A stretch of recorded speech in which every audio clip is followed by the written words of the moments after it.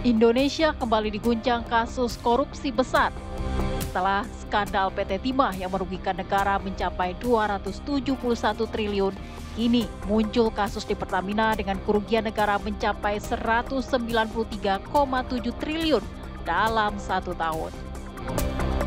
Kasus korupsi di perusahaan berplat merah tersebut kembali berulang, seperti tidak membuat kapok para pelaku. Bahkan, Presiden berulang kali menegaskan akan melakukan bersih-bersih terhadap para koruptor.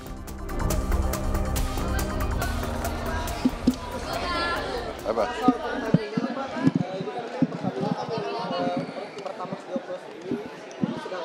Iya, lagi diurus itu semua, ya.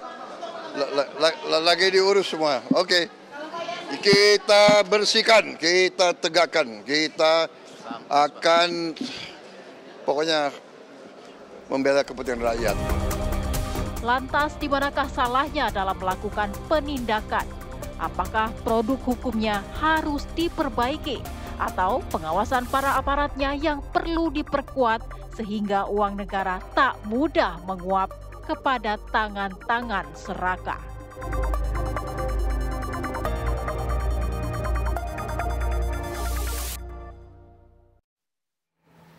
Ya, Presiden Prabowo Subianto ini mengeluarkan jurus silat pemirsa dan juga mengepalkan tangan pada saat awak media ini menanyakan seperti apa kemudian responnya berkaitan dengan kasus korupsi yang ada di tubuh PT Pertamina. Hal ini kemudian ini disoroti oleh publik, mengisyaratkan bahwa Presiden ini akan membabat habis semua pihak yang kemudian ini terlibat dalam korupsi ini, termasuk Direktur Utama dan juga sejumlah petinggi-petinggi yang ada di PT Pertamina. Lantas apa sebenarnya target dari Presiden Prabowo Subianto dalam bersih-bersih tersebut dan kemudian mengapa BUMN ini seolah menjadi lahan bagi para koruptor untuk dengan mudahnya melakukan praktik aksi korupsi? Kita akan membahasnya pemirsa di Apa Kabar Indonesia Malam bersama dengan sejumlah narasumber yang sudah hadir di Apa Kabar Indonesia Malam. Ada Bang Saur Siagian yang merupakan praktisi hukum pegiat anti korupsi. Bang Saur, terima kasih sudah hadir. Terima kasih Mbak Tiara. Oke, baik. Melalui sambungan Zoom juga sudah bergabung bersama kami Prof. Hipnu Nugroho yang merupakan pakar hukum pidana dan juga guru besar Universitas Jenderal Sudirman. Selamat malam Prof. Hipnu. Selamat malam Mbak. Baik. Bang Saud, Selamat malam Prof. Hipnu, Bro Daniel. Baik. Kemudian ada juga Bang Daniel Anzar Simanjuntak yang merupakan anggota Dewan Pembina Partai Gerindra. Assalamualaikum, selamat malam Bang Daniel. Selamat malam Mbak Tiara, Bang Saur, Prof. Hipnu. Assalamualaikum. Waalaikumsalam. Terima kasih sudah bergabung, Bang. Kita menyoroti ya akhir-akhir ini bagaimana kemudian gestur yang dikeluarkan oleh Pak Prabowo ketika ditanyai oleh awak media berkaitan dengan kasus korupsi PT Pertamina. Ini adalah kasus besar yang terungkap setidaknya sejak Pak Prabowo menjawab begitu Bang Daniel. Saya ke Anda terlebih dahulu. Ini sebenarnya Anda sebagai orang dekat dari Pak Prabowo ini, Presiden menanggapi kasus ini seperti apa? Sejauh apa Bang Daniel? Iya, Pak Prabowo sudah berkali-kali memberikan wanti-wanti sejak beliau menjadi presiden bahwasannya untuk agenda pertama yang sesegera mungkin beliau lakukan itu adalah bersih-bersih, gitu kira-kira begitu. Berbersih-bersih itu terkait dengan tentu dalam setiap rapat kabinet beliau selalu menyampaikan Anda semuanya anggota kabinet harus siap bersih-bersih di dalam diri Anda semuanya, di dalam kabinet, pastikan semua agenda pemerintahan itu bersih dari praktek korupsi, manipulasi, dan sebagainya.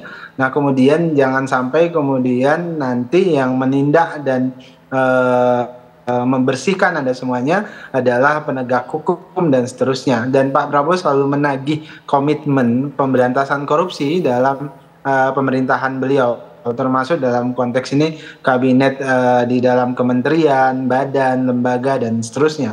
Kemudian kedua, upaya efisiensi misalnya yang dilakukan pada saat ini Mbak Tiara juga dalam rangka memastikan alokasi anggaran publik itu tepat sasaran sehingga potensi korupsi itu bisa diminimalisir.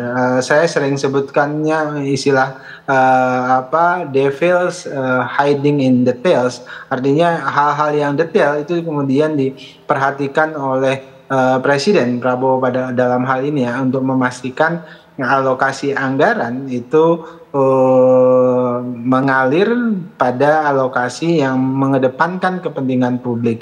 Kemudian ketiga, langkah Presiden itu pemberantasan korupsi atau upaya bersih-bersih itu dimulai dari hulu sampai hilir. Nah, hulu ini yang selama ini seringkali menjadi saya sering sebutnya sebagai korupsi tingkat tinggi atau advanced corruptions. Kenapa? Karena seringkali dia korupsi tidak di dalam anggaran, dalam hal ini tidak di dalam APBN, tapi di luar APBN. Nah, ini banyak sekali terjadi. Nah, oleh sebab itulah Presiden misalnya membentuk Satgas terkait dengan kelapa sawit, terkait dengan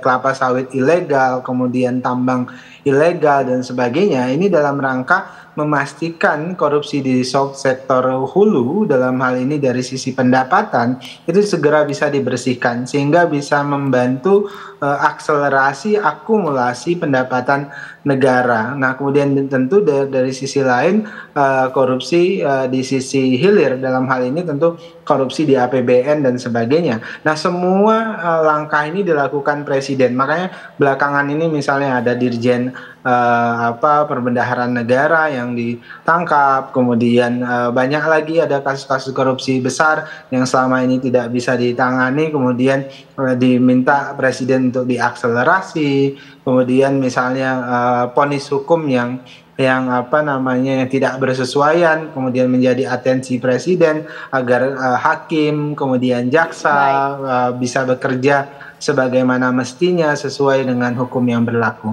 Baik, tapi kalau kita berbicara spesifik mengenai kasus korupsi di PT Pertamina, Bang Daniel, ini sebenarnya kemarin sudah dikatakan Pak Prabowo, lagi diurus itu semua, kemudian kita bersihkan. Sebenarnya yang saat ini difokuskan oleh Pak Prabowo dalam kasus ini, apa saja, Bang Daniel? Ya, itu tadi. Ini kan tadi saya sebutkan korupsi yang advance ya di sektor hulu. Nah, terkait dengan Pertamina Patraniaga ini juga terkait dengan korupsi di hulu, dia di luar APBN dan ini sangat berbahaya. Nah, oleh sebab itulah berulang kali Presiden menyampaikan jangan main-main dengan praktek korupsi apalagi di sektor hulu maupun hilir. Nah, ini yang sedang dipastikan Presiden.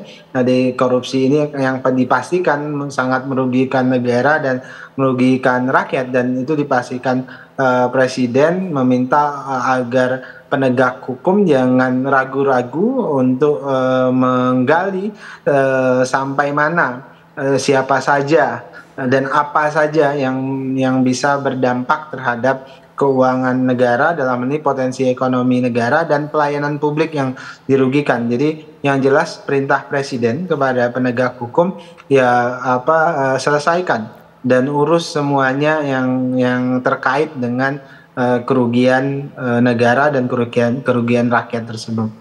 Baik, saya ke Prof. Hipnu. Prof. Hipnu, kalau kita melihat kasus korupsi di PT Pertamina ini kan informasinya memang sudah berjalan sejak 2018 lalu hingga 2023. Lamanya kasus ini berjalan hingga kalau kita tarik ke tahun saat ini 2025, apa yang harus diwaspadai, Prof? Apakah bukti-bukti tersebut ini bisa dikatakan relevan atau justru memang ada yang dicurigai bisa jadi bukti-bukti tersebut ini sudah hilang begitu? Ya, begini Mbak. Dari aspek hukum itu pertama yang dilakukan adalah subjek hukumnya. Subjek hukumnya jelas Kejaksaan Agung sudah menentukan pihak-pihak PT Pertamina. Beberapa direktur, 7 orang kalau tidak salah. Kemudian objek hukumnya, aktus rusnya adalah sudah kelihatan terkait dengan tata kelola impor bahan mentah. Yang kita sebagai informasi adalah RON 92. Tata kelola yang tidak diketemukan ini memang dilakukan adalah ketika tempus deliktinya adalah tahun 2018-2023. Pertanyaannya, kalau memang barang bukti bensin atau pertalite atau pertamax ketika itu 1823 ya sudah habis.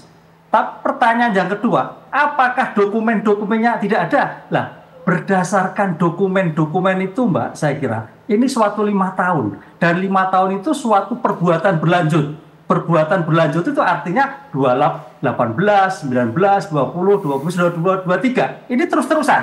Oleh karena itu saya kira suatu yang suatu yang mudah menurut saya bagi Kejaksaan Agung untuk menentukan siapa pelakunya, siapa pembuatnya, dan buktinya. Karena bicara bahan bakar, bicara dokumen. Dokumen yang dilakukan. Yang satu. Yang kemudian, barang bukti ketika itu kalau terkait dengan tanda petik, kalau kita orang umum, apa istilah oplosan atau branding, ada nggak bukti-bukti ketika itu? Yang terjadi kan, dokumen yang terjadi, kalau kita mendengar, itu adalah impor 92, tapi yang diterima 90. Nah, ini sebagai rakyat umum, berarti yang kita beli bukan 92 dong, 92 adil. Nah, terminologi ini Mbak, saya kira suatu yang sangat mudah sekali bagi Kejaksaan Agung. Cuman pertanyaannya begini Mbak, kenapa 18/2003 baru sekarang, tidak zaman dulu, kan gitu kan. Nah, kita apresiasi ini, Bang Daniel ini, Pak Presiden ini, sehingga sekarang ini Pak Prabowo menentukan terkait itu suatu yang sangat mudah bagi saya, tapi apalagi terkait dari di luar APBN, tadi Bang Daniel menyatakan, oh itu BUMN, nggak ada yang sulit, tergantung sekarang nanti pertanyaannya, sejauh mana kasus ini menyeret pada aktor intelektual, itu yang kita perlu tunggu-tunggu Mbak.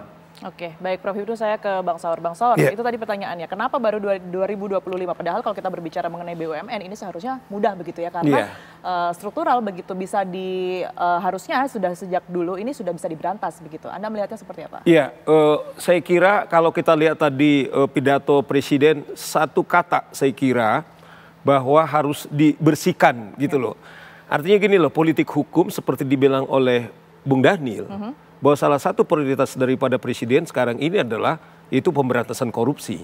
Jadi di mana pemerintah sekarang adalah kepala negaranya adalah Presiden, dia komit bagaimana supaya korupsi ini bisa diberantas. Nah oleh karena itu Mbak Tiara, menurut saya begini, kalau kita lihat struktur atau karakter kejahatan ini, seperti bilang Prof Hipnu, bahwa akibat daripada korupsi ini, kalau di tengah ada tagar Indonesia gelap, kemudian juga kabur dulu, yang viral akhir-akhir ini, viral hari-hari ini, kemudian bahkan yang sangat menarik ada klasemen soal korupsi, yang kalau kita lihat klasemen pertama saat ini adalah yaitu timah.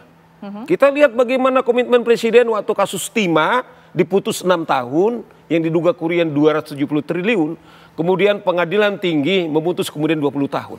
Saya berharap Mbak Tiara dalam kasus ini, kalau kita lihat mungkin, kalau coba kita hitung, kalau 1 tahun 2023 saja sekitar 193 triliun, diduga kalau 5 tahun mundur, itu kurang lebih 1.000 triliun.